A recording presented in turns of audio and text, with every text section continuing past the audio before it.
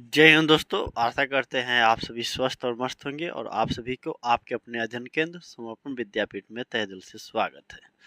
जी हाँ दोस्तों, आज हम लोग अध्ययन करने जा रहे हैं वचन। वचन ये वाला नहीं, एक वचन हम लोग देते हैं कि हाँ भाई तुमसे हाथों जन्म तक जुड़े रहेंगे, छोड़ेंगे ना हम तेरा और साथ हो साथी मरते दम तक। समझ रहे ना ये वचन। हालांकि वचन का अर्थ एक देखिएगा, वचन का एक अर्थ होता है कहना भी, और वचन का एक अर्थ होता है शाब्दिक रूप से संख्या को, मतलब संख्या सूचक, संख्या को दर्शाता है।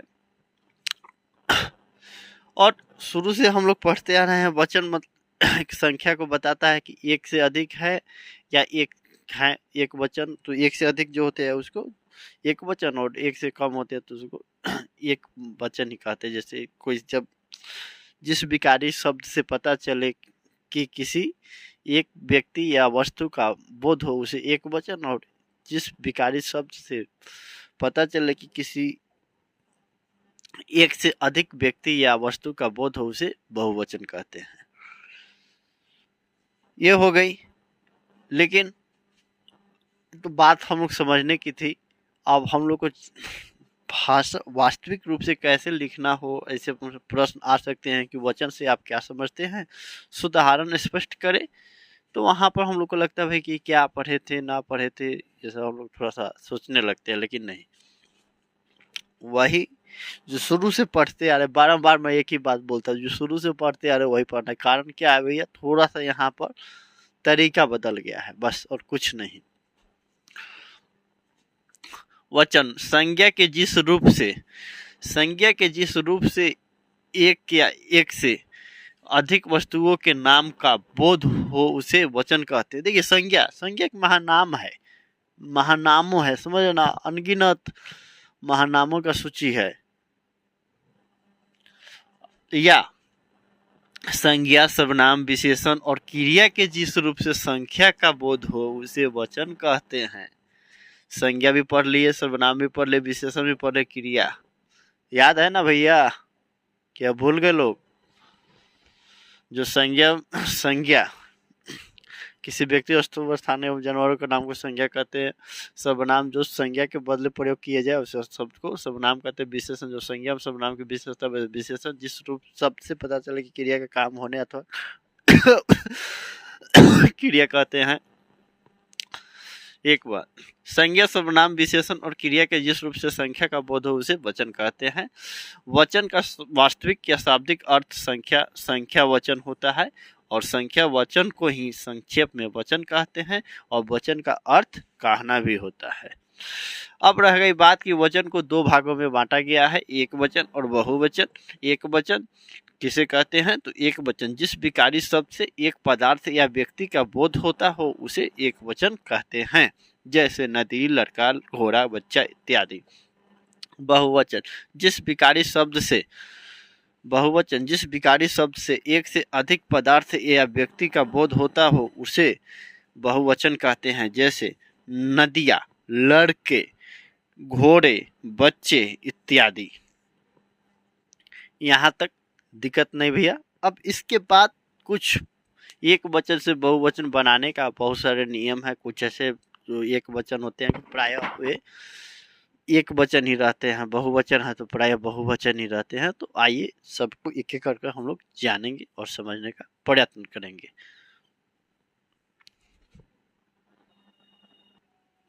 देखिए भैया, एक वचन से बहुवचन बनाने का नियम है, तो कुछ अपवाद होते हैं कि प्रायः एक वचन से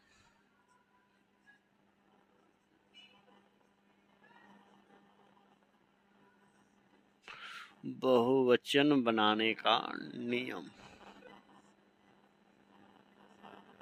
ऐसे तो बहुत है, लेकिन हम लोग मेन को फोकस कर रहे हैं क्योंकि एग्जामिनेशन बहुत करीब है, और एग्जामिनेशन जो बिहार बोर्ड का जो एग्जामिनेशन है उसके अनुसार हम लोग अध्ययन कर रहे हैं। बात समझ रहे ना? एक वचन और बहुवचन का प्रयोग संबंध दर्शाने के लिए समान रूप से किया जाता है, एक समान ही रहता है। जैसे नाना है, नाना, नानी, मामा, मामी, दादा, दादी, लोग हमेशा एक वचन में और बहुवचन एक समान ही होंगे, इसमें कोई अंतर नहीं होगा। और पांचवा वाला भी जो है पांचवा वाला जो है, कुछ शब्द एक वचन और बहुवचन में समान होते हैं, ठीक उसी प्रकार। तो यहाँ पर संबंध को दर्शाने के लिए कह रहा है, लेकिन 5 नंबर देखिए, नियम और 1 नंबर एक दूसरे से दम मिलते हैं। मतलब क्या है, बात स्पष्ट समझिए कि उनका एक वचन हो और या बहुवचन, दोनों एक समान होते हैं, इतना समझ लीजिए। दूसरा देखिए, द्रव की सूचना देने वाली द्रव सूचक संज्ञाओं का प्रयोग केवल एक वचन में होता है। जितने भी द्रव सूचक होते लिक्विड में पाए जाते हैं पदार्थ, वे सब एक वचन में होते हैं। जैसे तेल, घी, दूध, पानी, तेजाब, शराब, जूस। जूस भी तो लिक्विड है ना है। चाय,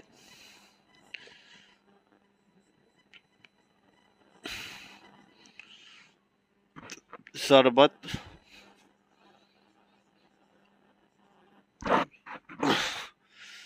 तीसरा नंबर देखिए, वचन के कुछ शब्दों का प्रयोग सदैव बहुवचन में किया जाता है, हमेशा बहुवचन में होगा। जैसे इसमें हो गया कि एक वचन में रहेगा, तो इसमें क्या होगा, हमेशा बहुवचन में ही रहेगा। दाम बहुवचन में ही रहेगा। प्राण, आंसू, अक्षत, दर्शन, भाग्य, समाचार, हस्ताक्षर, होश, केस, जैसे क्या है, ऐसा हमेशा बहुवचन में रहेंगे। चौथा देखिए, धातुओं की जाति बताने वाली संज्ञा का प्रयोग सदैव एक वचन में होता है, ये भी एक वचन में ही होगा।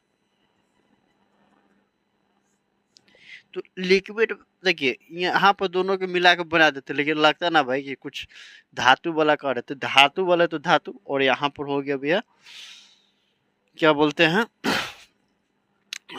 जाति वाला हो गया। तो ये अलग अलग थोड़ा सा बताया गया है कि इसमें फोकस रहेगा कि भाई यहाँ पर धातु क्या बोलते हैं, कुछ शब्द हैं जो कि इसको प्रयोग में किया जाता है। धातु वाला हो गया, जाति वाला है, तो धातु के लिए मिलते जुलते हैं। तो ये तो धातु वाला भी आपका एक वचन ही रहेगा, लिक्विड वाला भी जो आपका रहेगा एक वचन रहेगा।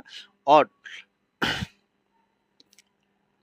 कुछ शब्द हैं जो बहुवचन बन रहेंगे। संबंधवाचक वाला में नाना नानी, दादा दादी, मामा मामी, चाचा चाची, ये लोग क्या हैं, बहुवचन है, और एक वचन, दोनों इनके एक समान ही होता है। 5 नंबर में वैसे भी है, कुछ शब्द एक वचन और बहुवचन में समान होते हैं, जैसे प्रजा, याचना, बिंदु आदि। तो 1 से 5 तक ले इसको भैया स्क्रीनशॉट ले ले, ताकि आपको समझने में सहूलियत हो। देखिए भैया 6 नंबर नियम क्या कहता है कि सिर्फ एक वचन में हर एक प्रत्येक हर का प्रयोग होता है। जैसे हाँ, एक वचन में ही, जैसे हर एक कुआं का पानी स्वच्छ नहीं होता, प्रत्येक व्यक्ति आदर्श नहीं होता। यहाँ क्या हो रहा भैया, सिर्फ एक वचन में ही हर व्यक्ति को राष्ट्र विकास में अपनी भूमिका अदा करना चाहिए, जन कल्याण में अपनी भूमिका अदा करना चाहिए। तो ये कहने का तात्पर्य क्या है, एक वचन में हर या प्रत्येक सब एक वचन है होता है। तो वाक्य के माध्यम से इसको समझाया गया है। 7 नंबर देखिए, एक से अधिक अवयव का प्रयोग बहुवचन में होता है, लेकिन एक वचन में उनके आगे एक जोड़ दिया जाता है। बात समझिए, एक से अधिक अवयव का प्रयोग बहुवचन में होता है, लेकिन एक वचन में उनके आगे एक जोड़ दिया जाता है। ये सब बहुवचन है, लेकिन इसको एक वचन में तब्दील करने के लिए, बदलने के लिए उसके आगे एक जोड़ दिया जाता है। देख रहे ना, आंख तो एक आंख, कान तो एक कान, कोहनी तो एक कोहनी, दांत तो एक दांत, पैर तो एक पैर, अंगूठा तो एक अंगूठा। ये सब क्या हुआ, एक वचन। तो यहाँ पर एक वचन से बहुवचन या कभी बहुवचन से एक वचन, वाइस वर्सा चलते रहता है। समझ ना, इधर से जा रहा है तो इधर से आ रहा है। 8 नंबर देखिए, सभी औजार तथा हथियार हमेशा बहुवचन में आते हैं। यहाँ ये भी लिख सकते हैं, सभी औजार तथा हथियार के नाम हमेशा सदैव बहुवचन में आते हैं। जैसे चाकू, हथौड़ी, कैंची, कुल्हाड़ी, चिमटा हो गया, फरसा हो गया, इत्यादि। इसको भी नोट डाउन कर ले या स्क्रीनशॉट ले ले। देखिए भैया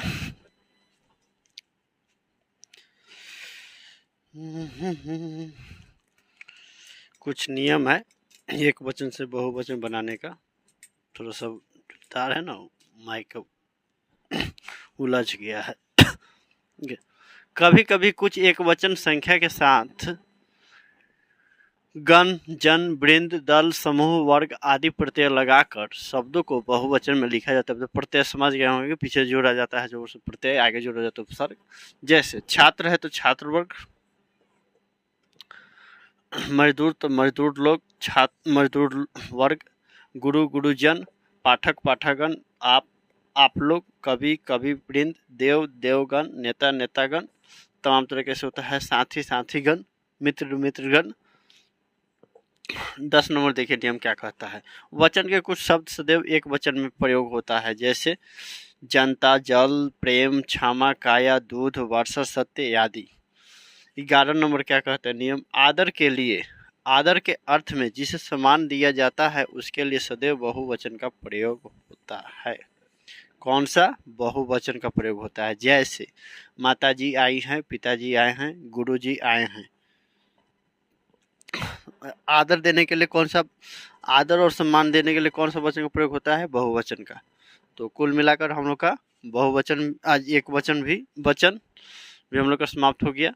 अब हम लोग को 2 और 3 और बचा हुआ है क्या बोलते हैं, काल बचा हुआ है, और इसमें वाक्य शुद्धियाँ कुछ हो गए, और इसमें एक और मैं भूल रहा हूँ, संधि। संधि अभी बचा हुआ है। मैं इसके बाद हम लोग संधि ही पढ़ेंगे, या कारक पढ़ लेते हैं उसके बाद संधि पढ़ेंगे। ठीक है दोस्तों, मैं उम्मीद करता हूँ आपको यहाँ तक किसी भी प्रकार का समस्या ना हो। फिर भी हो तो आप लोग निस्संदेह मुझे सूचित करेंगे, ताकि यथासंभव सुधार किया जा सके। दोस्तों मिलते हैं अगले क्लास में, तब तक मुझे याद दीजिए। जय हिंद, जय भारत।